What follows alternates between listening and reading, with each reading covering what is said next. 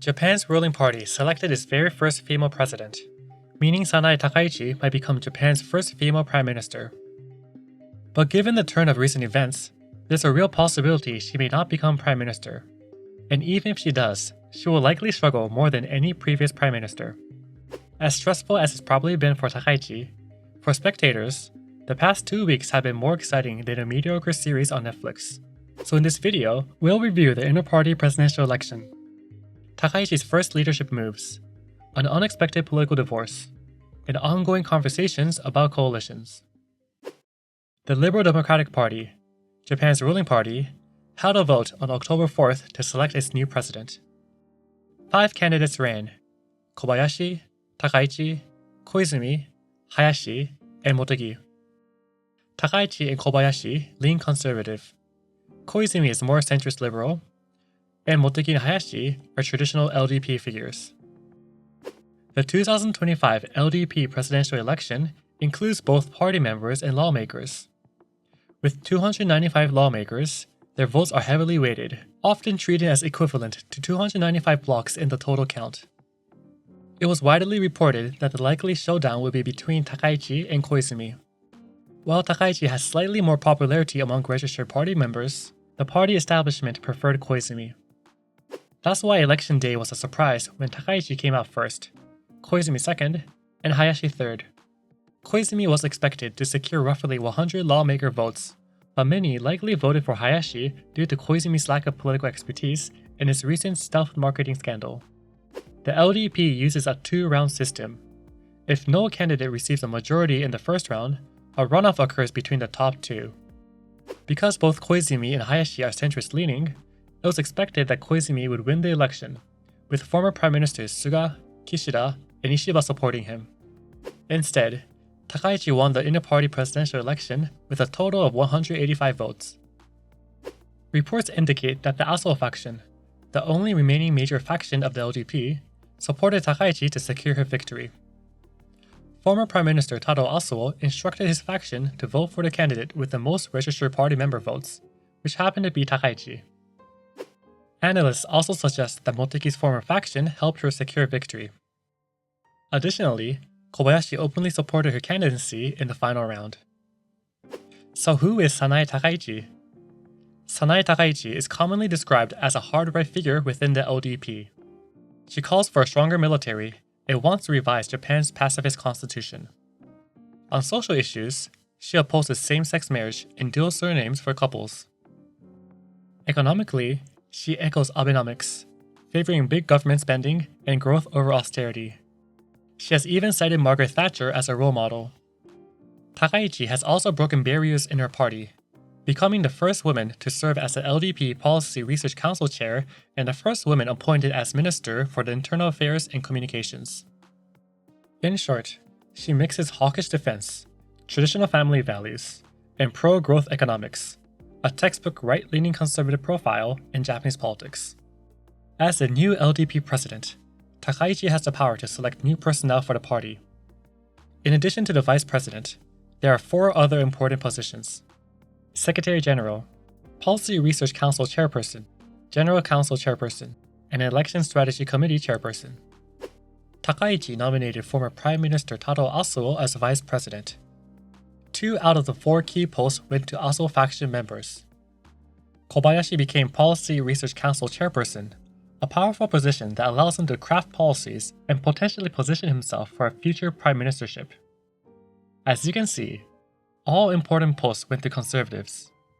Last year, when Ishiba won the party leadership, he offered one of these positions to Takaichi, and she declined. It seems she's fine with leaving half of the party's liberal wing ignored. Perhaps the most shocking move was selecting Koichi Hagiuda as Executive Acting Secretary General. Hagiuda had the 3rd largest slush fund.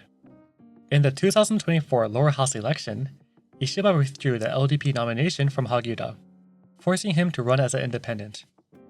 While Takaichi and the LDP welcomed him back, saying voters determine his fate, the coalition partner, Komeito, was less enthusiastic. For 26 years, the LDP and Komeito were coalition partners.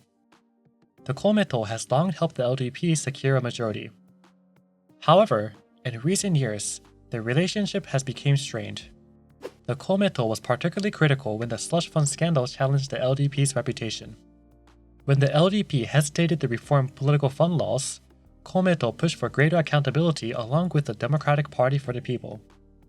The Komeito, a party that prioritizes peace and clean politics, made an unusual statement the same day Prime Minister Ishiba stepped down. They said they could not form a coalition with a party deviating too far from centrist right ideology. When Takaichi was elected, she immediately met with the Komeito. They shared three main concerns: money in politics, historical interpretation, and policies related to foreigners. While Takaichi compromised on her history and foreigner policy, her personnel selection of Hagiura was seen as a jab at clean politics. A week after Takaichi's selection, on October 10th, Komeito ended the coalition with the LDP. While Takaichi's ideology is clearly the main driver of this divorce, her outreach to the Japan Innovation Party and the DPP likely also played a role, signaling a lack of commitment to the Komeito. It also doesn't help that former Prime Minister Taro Asuo, now vice president of the party, called the Komeito a cancer back in 2023. While conservative supporters were pleased with the split, many party members are worried. For 26 years, both parties coordinated support in certain electoral districts. Without Komeito's backing, analysts predict that the LDP may lose roughly 20 to 30 seats in the next general election. Of course, the same applies to the Komeito. They hold multiple seats won by narrow margins of around 10,000 votes, which they could lose if the LDP runs candidates against them. On the same day Komeito left, Representative Saito appeared widely on TV and YouTube, discussing the coalition and his party's future. It seemed the Komeito had already decided a while back they would part ways with the LDP. Because of the LDP-Komeito divorce, reopening the Diet on October 15th was deemed too risky. Parliament was pushed back to October 21 to allow all parties time to prepare. The LDP explored expanding the coalition with the JIP and the DPP, but the JIP bridge was burned when Koizumi failed to win. Tamaki of the DPP acknowledged policy overlap but said a coalition wouldn't reach a majority. Meanwhile, the opposition CDP reached out to the DPP and the JIP to explore forming a coalition. In Japan's parliamentary system, lower house lawmakers vote for the next prime minister. Like the LDP election, if no one wins the majority, a runoff occurs. The majority threshold is 233 seats. Currently, the LDP holds 190 seats and the CDP holds 148 seats. With Komeito, the LDP coalition had 220. A CDP, DPP, and JIP coalition could reach 210 seats. Assuming other parties vote for their leaders, a runoff between the LDP and the CDP coalition is likely. This is why DPP leader Tamaki became a focus as a potential prime minister candidate. The CDP, knowing its limitations, approached DPP and JIP, signaling willingness to support their leaders in a prime minister vote to challenge the LDP. Though the CDP and DPP split in 2020, they once formed one party. JIP and DPP leaders maintained good relations, and the CDP and JIP collaborated on political fund reforms before. If Komeito backed the opposition coalition, they could barely surpass the majority with 234 seats. Negotiations started, but problems arose. Tamaki demanded that CDP change positions on national security and energy policies that originally caused the split in 2020. That was unlikely. The JIP insisted the CDP and DPP resolve their differences first. The LDP remained active behind the scenes. Their breakthrough came in discussions with the JIP. On the same day the JIP met with two opposition parties, they also met with the LDP. The JIP presented 12 policy proposals to support Takaichi. While the two parties agreed on the majority of these policies, the sticking points were two: a 2-year food consumption tax cut and abolishing corporate political donations. The latter demand was stricter than the Komeito's, intended to test LDP commitment. There were two more key proposals from the JIP. First, they want to make Osaka a second capital, a city that functions as a capital if Tokyo faces a crisis. This has been the JIP's goal since the establishment of the regional party, Osaka Ishin. The JIP is essentially the national extension of Osaka Ishin, which was founded a few years later. Second, they propose reducing the number of lawmakers. Japan currently has more lawmakers than the United States. Their political slogan emphasizes pushing through painful reforms for true change. In Japanese, Miyokiru Kaikaku.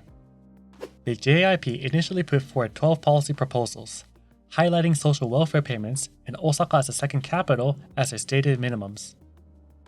However, after a day of negotiations, they shifted, declaring that reducing the number of lawmakers was a true bare minimum for any coalition. By October 17th, the LDP was reportedly moving towards accepting this proposal, opening the door to a coalition with the JIP.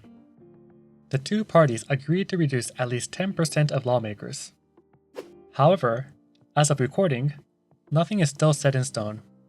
The JIP can always back out, and as of now, JIP leader Yoshimura claims that he'll decide before Parliament reconvenes. Takaichi also reached out to Sanseto and Independents to support her bid. If they support her bid, she'll secure a majority in the lower house. Takaichi may now secure her position as Prime Minister, but she faces unprecedented challenges. Number 1. The loss of Komeito. A 2-decade coalition that provided the LDP stability is now gone. Number 2. Working with the JIP and electoral coordination. If a coalition is secured, electoral coordination is vital. This could mean the LDP withdraws candidates in Osaka, where the JIP dominates. But doing so is risky, especially since the potential coalition is still new. There is a real possibility it could fall apart quickly.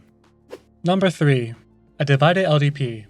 Half of the party's current lawmakers were split between a conservative and a liberal candidate. Ending a coalition with the Komeito and seeking an alliance with the JIP will create certain emotions. Number 4. The economy. Inflation and stagnant wages demand urgent action. Number 5. Foreign policy pressures.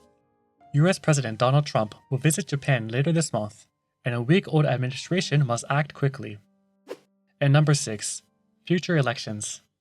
As mentioned earlier, the Komeito helped the LDP secure seats and vice versa. Takaichi might want to avoid elections before the parliament's 4-year term ends in October 2028. But avoiding elections also means the LDP remains a minority government. To resolve this tension, a snap election is tempting, but doing so could allow rising powers like the DPP and Sanseto to severely damage both the LDP and even the JIP. And just because the JIP joins the coalition for this term doesn't guarantee that the alliance will last beyond this parliament. So will Takaichi become Japan's Margaret Thatcher or Liz Truss? And is the potential LDP-JIP coalition a win or a loss? Let me know in the comments below. Like the video if you learned something new, and subscribe to learn more about Japanese politics.